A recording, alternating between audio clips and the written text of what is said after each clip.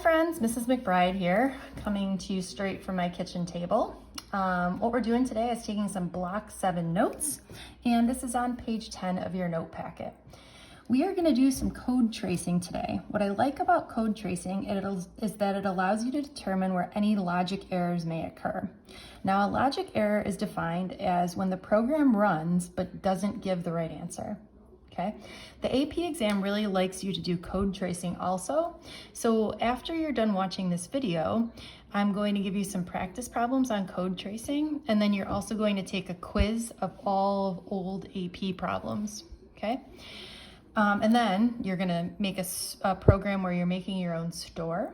So you're going to sell 5 items, and then you're going to calculate the total with sales tax of those 5 items.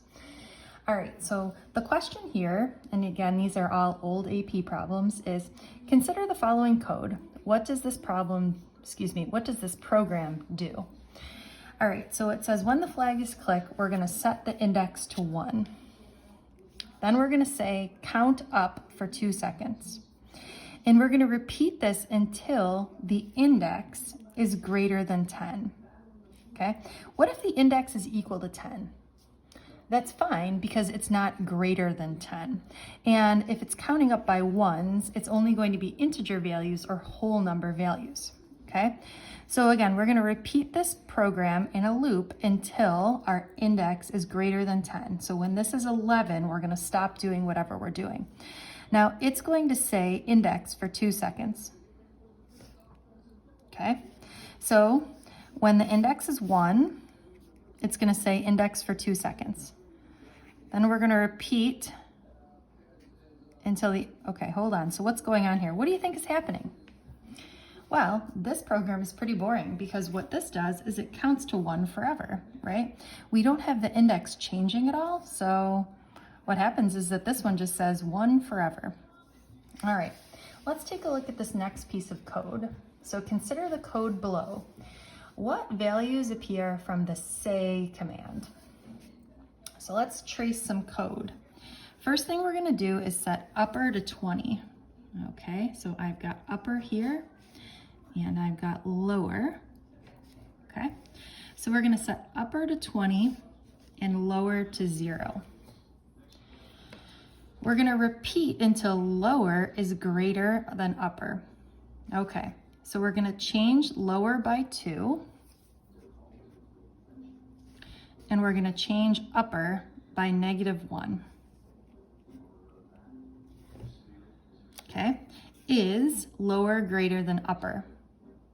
Nope, so we're gonna repeat this again. Okay, so we change lower by 2, and we change upper by -1.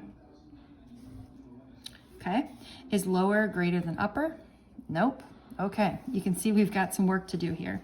So we change lower by 2, change upper by -1. Still no. Change lower by 2, upper by -1. Still no. Change lower by 2, upper by -1. Still no. Change lower by 2 and upper by -1. All right, we're getting close here. But still, lower is not greater than upper. So we change lower by 2 and upper by 1. All right, here we go.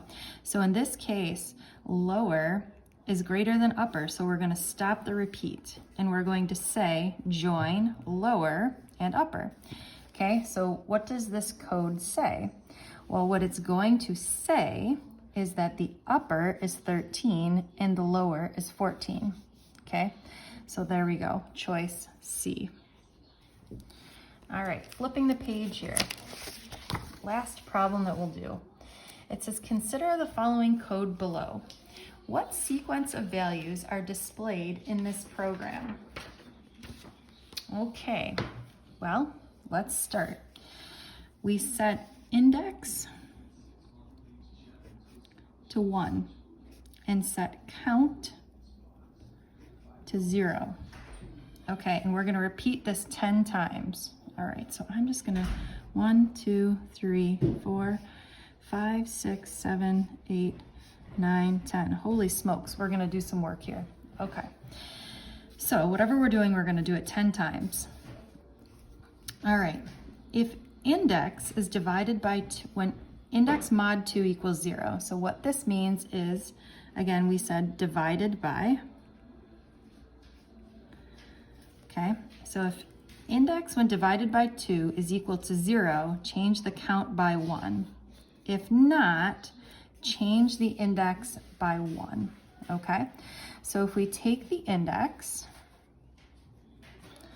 all right, so if index is divided by 2 is 0. So if I take 1 divided by 2, I don't get 0, right?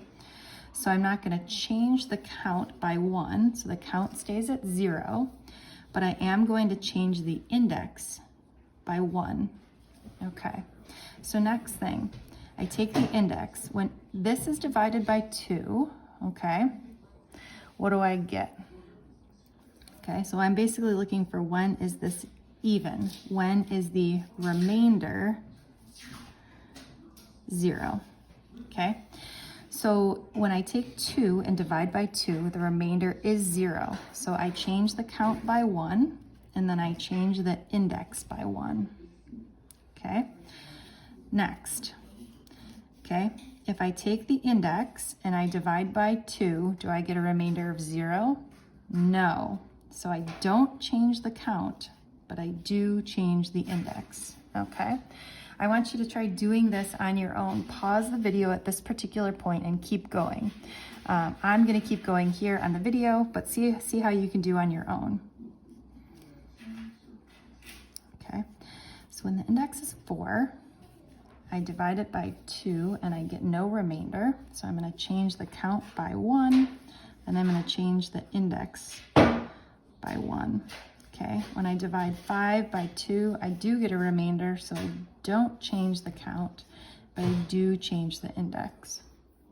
Okay, next, this 6, when I divide by 2, I get no remainder, so I'm going to change the count by 3 and change the index. Okay, 7 divided by 2 gives me a remainder, so I don't change the count, but I do change the index. 8 divided by 2 doesn't give me a remainder, so I change the count and then I change the index. 9 is not even, so I don't change the count, but I do change the index. And last but not least, when I take 10, 10 is even, so I do change the count and I do change the index. Phew. Okay, so now I'm at this point here. All right, so what I have, and let's just recap, at this current point, I have the index is 11 and the count is 5. All right, so this point here says, all right, we're gonna set the index to 1. Oh geez, we did all that work for that, which means the count is still at 5. We're gonna repeat until the index equals the count, okay? So I'm going to say the index, all right? So when I say the index, I'm gonna say 1, right? And then I'm gonna change the index by 1, okay? It still doesn't equal the count. So then I'm going to say 2, okay, for 2 seconds. And then I'm gonna change the index here, right, to 3. Okay, the index doesn't equal the count, so I'm gonna repeat this. Okay, I say 3, okay, and I'm change the index by 1. So I change this to 4. I say the index does not equal the count, so I say 4 for 2 seconds. Then I change the index to 5, okay? Index does equal the count, so I don't say anymore.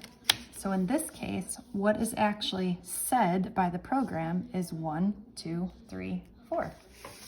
Okay, or the correct answer here is choice D. Okay, and again, it doesn't say 5 because when the index equals the count, it doesn't repeat anything. Okay, I hope that makes sense. Bye, friends.